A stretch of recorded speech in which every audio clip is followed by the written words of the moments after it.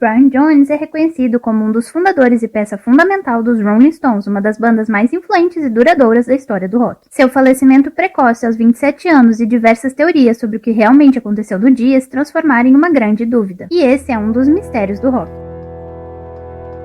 Desde os primeiros anos dos Rolling Stones, Brian Jones ficou conhecido por seu uso excessivo de entorpecentes. O uso frequente de substâncias se tornou uma parte integrante de seu estilo de vida durante a década de 60, refletindo não apenas uma busca por novas experiências psicodélicas, mas também um escape das pressões da fama e dos conflitos pessoais. Brian Jones enfrentou uma série de problemas pessoais que afetaram sua saúde emocional, de relacionamentos tumultuados, incluindo brigas públicas com suas parceiras até dificuldade de lidar com a pressão de ser uma figura pública. Além disso, a sua saída dos Rolling Stones e a perda do controle sobre a banda que ele cofundou foram fontes adicionais de estresse. O uso crônico de entorpecentes e os problemas pessoais tiveram um impacto devastador na saúde de Jones. Nos últimos anos de sua vida, especialmente entre 1968 e 1969, Brian Jones experimentou uma espiral descendente e acentuada. Ele se tornou cada vez mais isolado e distante de amigos e familiares. A combinação de abuso de substâncias, problemas legais e um senso de desilusão contribuiu para um estado de saúde física e mental mais frágil. Além dos desafios pessoais, Brian Jones enfrentava problemas legais que aumentavam sua angústia. Em maio de 1969, ele foi preso por posse de entorpecentes após uma batida policial em sua casa. Isso resultou em um processo legal que colocava pressão adicional sobre ele. O julgamento pendente e a possibilidade de enfrentar consequências legais significativas aumentavam o estresse em volta de Brian Jones, exacerbando seus problemas de saúde e seu estado emocional já frágil. Nos meses que antecedem seu falecimento, Brian Jones encontrava-se em um estado de isolamento cada vez mais profundo. Ele havia se afastado de muitos de seus amigos e colegas de banda, encontrando-se frequentemente sozinho em sua residência em Sussex.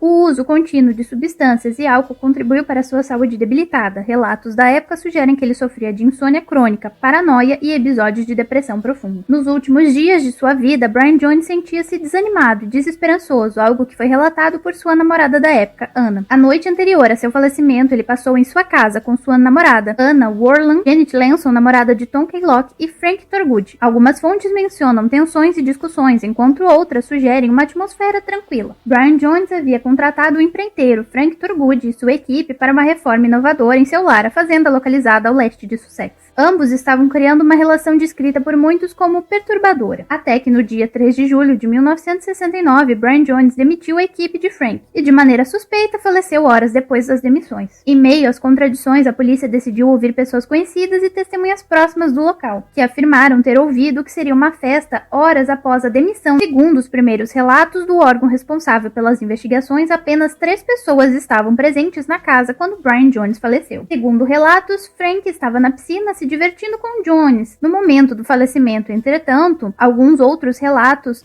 falam que eles estavam lutando como brincadeira, fato que é contado por diferentes testemunhas que descrevem a suposta luta. Frank teria deixado a piscina sem se preocupar com o estado do músico, e a partir dessa versão as coisas ficaram sem explicação. Segundo o relato de todos os presentes no local, Jones estava bebendo e tomando alguns comprimidos para dormir. Além disso, todos afirmaram ter deixado a piscina e ido para partes separadas da casa minutos antes de Jones se afogar. Por volta das primeiras horas da manhã, o corpo de Brian Jones foi encontrado submerso na piscina por Frank. Em outros relatos, é dito que Janet que encontrou Jones sem vida. Segundo o relato principal, Frank teria encontrado Jones na piscina e tentou inicialmente reanimá-lo antes de chamar por ajuda. Com a chegada do Departamento de Investigações Criminais no local, os investigadores acreditavam que Brian havia falecido por volta das 21h30 da noite. Relatos da época descrevem que ele foi encontrado de bruços na piscina, o que sugere que ele teria caído ou entrado na água de forma acidental. Os paramédicos que chegaram ao local realizaram os exames preliminares para determinar a ausência de sinais vitais e o estado geral de saúde do corpo. Eles também consideraram a possibilidade de intoxicação por álcool, dado o histórico conhecido de Brian Jones com substâncias psicoativas. A polícia iniciou uma investigação para determinar as circunstâncias exatas do falecimento de Brian Jones. Isso incluiu entrevistas com testemunhas como Frank e a coleta de evidências no local do incidente. Fotografias forenses foram tiradas para a documentação da posição do corpo na piscina e quaisquer outras evidências que pudessem ser relevantes para o caso no momento. Após o resgate do corpo, uma autópsia foi realizada para examinar detalhadamente as condições internas internas de Brian Jones e determinar a causa específica do seu falecimento. A conclusão inicial, baseada nos achados da autópsia e nas circunstâncias do incidente, foram que Brian Jones faleceu de afogamento acidental. Esta determinação levou em consideração o uso conhecido de álcool e entorpecentes por parte de Jones, que poderiam ter contribuído para um estado de desorientação ou perda de consciência ao redor da piscina. Este veredito foi amplamente aceito pelas autoridades na época, embora tenha gerado debate e especulações devido à complexidade e às circunstâncias controversas em torno da vida e do falecimento de Brian Jones. Ao longo dos anos, várias pessoas afirmaram ter informações ou teorias sobre o que realmente aconteceu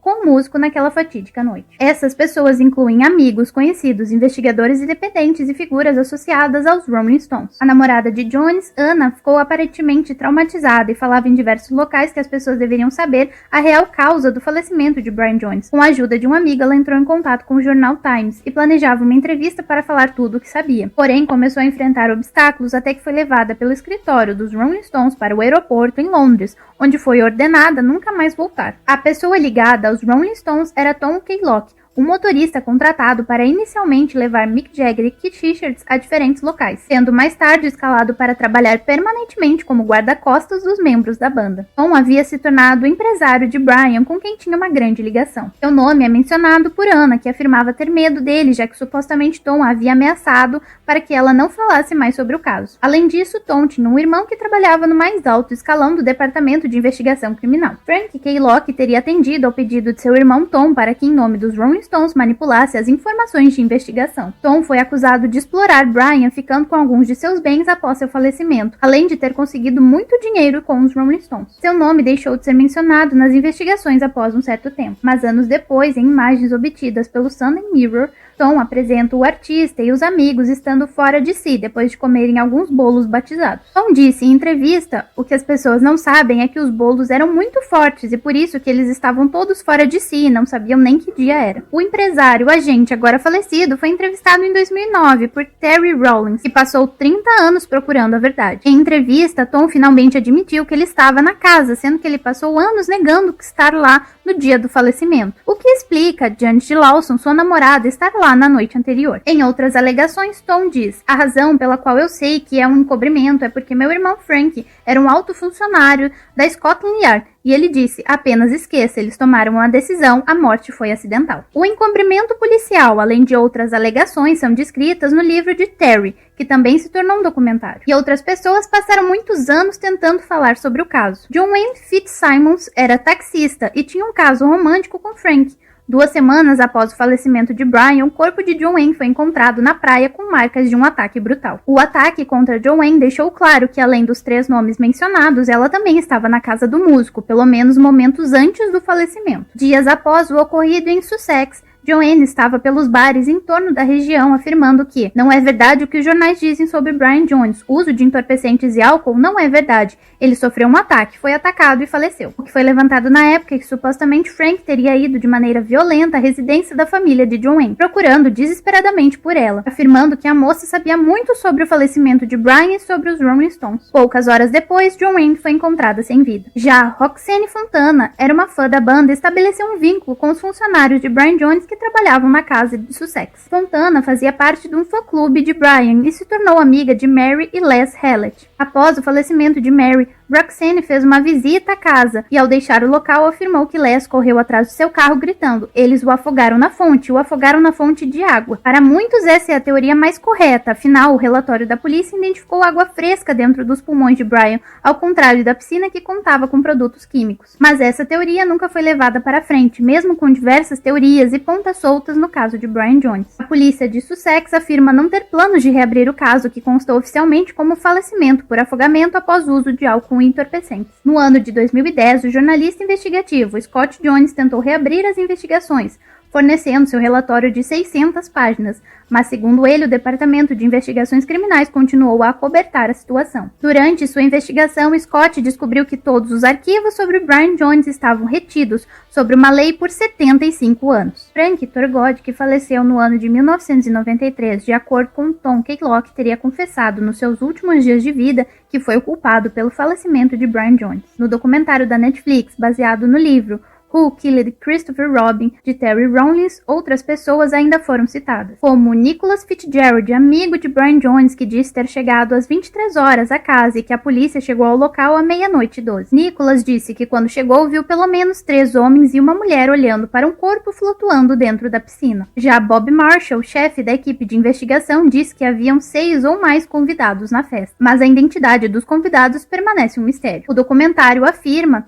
que o médico legista Angus Somerville foi subornado para a autópsia. Angus, que faleceu em 1981, recebeu misteriosamente 12 mil em ações da Dunlop, que foram colocadas em sua conta no dia do falecimento de Brian Jones. Para Barbara e Marion, filha de Jones, os pedreiros estavam zangados com Brian, afinal Frank teria convencido a equipe que Brian estava devendo um valor de 6 mil libras, o equivalente a 97 mil libras na cotação atual. Apesar da conclusão oficial, o falecimento de Brian Jones gerou controvérsias e especulações. Teorias alternativas sobre o que realmente aconteceu naquele dia 3 de julho discutem e questionam a veracidade da investigação oficial. Críticos apontaram falhas na investigação forense da época, sugerindo que mais poderia ter sido feito para esclarecer as circunstâncias exatas do falecimento. E o falecimento de Brian Jones continua envolto em controvérsias e mistérios até os dias atuais. Dessa forma, esse vai continuar sendo um dos mistérios do rock. Para receber mais conteúdo sobre Brian Jones e outros ícones do rock, inscreva-se no nosso canal e ative o sino de notificações para receber todas as novidades.